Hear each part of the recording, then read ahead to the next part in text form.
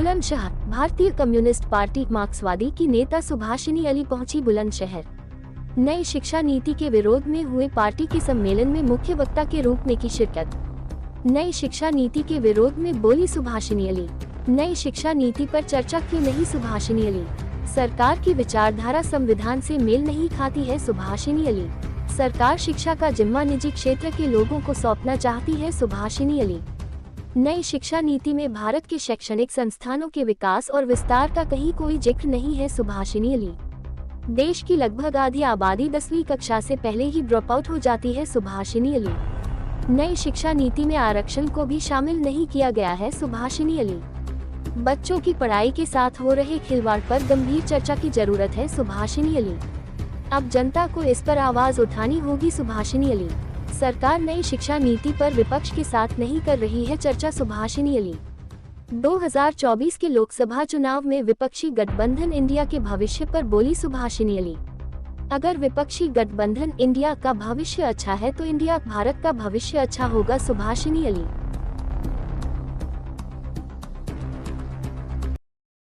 नई शिक्षा नीति का विरोध क्यों? पहली बात तो ये कि नई शिक्षा नीति पर चर्चा क्यों नहीं? क्या शिक्षा हमारे देश के लोगों के लिए इतना अनावश्यक समझा जा रहा है कि सरकार पूरा उलट फेर कर रही है पूरी शिक्षा नीति में? उस पर न कहीं टीवी पर डिबेट चल रहा है, न कहीं अखबारों में डिबेट चल रहा है। जो आपके जैसे चैनल हैं उन पर भी कोई डिबेट नहीं चल रहा है। आखिर क्यों? ये बहुत गंभीर बात है। ये जो सरकार है ये अलग, दूसरी सरकारों से बिल्कुल अलग तरीके की है, क्योंकि इसका एक सोच है, इसकी एक विचारधारा है जो हमारे संविधान से मेल नहीं खाती है। इनके जो नेता थे उन्होंने सन 50 में ही कह दिया था कि हम इस संविधान को नहीं मानते, हम तो मनुस्मृति को ही मानते हैं। उनकी भारत के बारे में, भारत के समाज के बारे में एक बिल्कुल अलग तरीके, शैक्षणिक संस्थानों के विकास और विस्तार का कहीं भी कोई जिक्र नहीं है। कहीं भी ये उनका इरादा नहीं है कि वो सरकारी स्कूलों की संख्या बढ़ाएंगे, कॉलेज की और यूनिवर्सिटीज़ की। वो जो निजी क्षेत्र है उस पर ही लोगों को शिक्षित करने का पूरा जिम्मा डालना चाहते हैं। अब इसका मतलब क्या है कि जो मुनाफे कमाने के लिए शैक्षणिक संस्थान लगाएंगे वो देश की शिक्षा की ज़रूरतों को पूरा नहीं कर सकते हैं, क्योंकि ये देश की जनता बहुत गरीब है। इसके पास वो साधन नहीं है कि वो महंगी शिक्षा को हासिल कर सके। आज भी अगर हम देखें तो हमारे देश के आंकड़े बहुत भयानक हैं, और दलित, आदिवासी, महिला, अल्पसंख्यक और पिछड़ों को अगर हम देखें तो इनमें 10% भी जो पहली क्लास में भर्ती होते हैं वो 10% भी 12वीं क्लास तक नहीं पहुंच पाते हैं, उनका ड्रॉप आउट हो जाता है।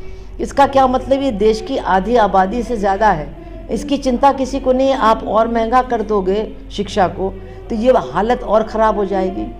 दूसरी तरफ जो छात्रवृत्ति मिलती थी, जो स्कॉलरशिप मिलता था, वो अब बहुत कम हो गया है। समय से नहीं मिलता है, इसका मतलब है मिलता ही नहीं है।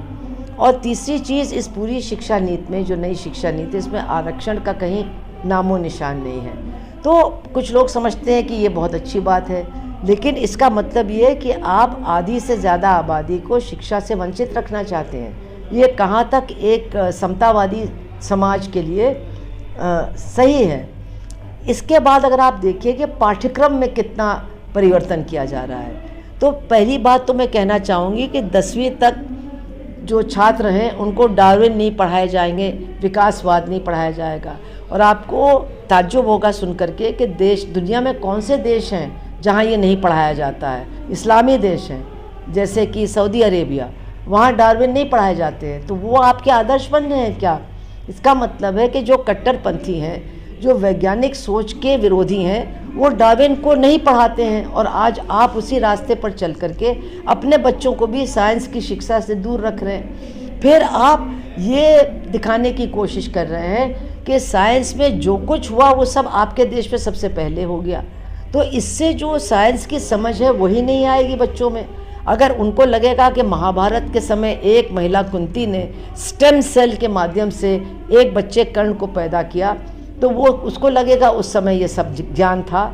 ये ज्ञान को कैसे समझा गया, कैसे बढ़ाया गया, कैसे एक ज्ञानी ने दूसरे ज्ञानी तक उस अपनी सोच को पहुंचाया, अपने ज्ञान को पहुंचाया, इसकी जो पूरी श्रृंखला है इसी की कोई समझ नहीं होगी। और ये कोई सवाल नहीं उठाएगा कि एक कुंती ही थी जिनको स्टेम सेल की जानकारी थी, उसके बाद कोई बच्चा तो पैदा नहीं हुआ उसके आधार पर। इसी तरह से हमारे प्रधानमंत्री ने भी कहा कि हमारे यहाँ सर्जरी बहुत एडवांस थी, प्लास्टिक सर्जरी एडवांस थी, क्योंकि हाथी का सर काट के एक आदमी के धड़ पर रख के गणेश जी का निर्माण किया गया। तो ये भी कोई नहीं बताता, उसके बाद कभी नहीं हुआ, उसके पहले कभी नहीं हुआ था। ये ज्ञान कहाँ से आया, किसको आया, ये ज्ञान आगे क्यों नहीं बढ़ाया गया, इसको बांटा क्यों नहीं गया, इसको समाज के अंदर फैलाया क्यों नहीं गया।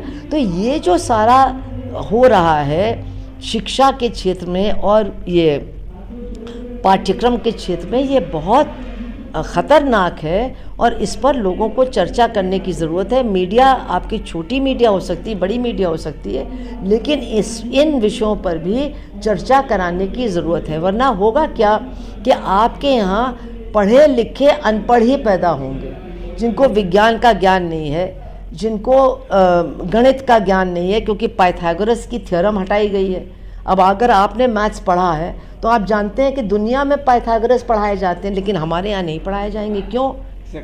ये मतलब कमाल की बातें हो रही हैं। हमारे यहाँ जो कह रहे हैं कि मुग़लों को हम हटा देंगे, तो फिर आप मुग़लों के साथ तो आप राजपूत इतिहास भी हटाएंगे, आप कबीर को भी हटाएंगे, आप तुलसीदास को भी हटाएंगे, क्योंकि वो सब मुग़ल युग में ही पैदा हुए, मुग़ल युग में ही अपना काम कर रहे थे, अपना भक्ति आंदोलन आगे बढ़ा रहे थे, या रामचरितमानस को लिख रहे थे, या युद्ध कर रहे थे।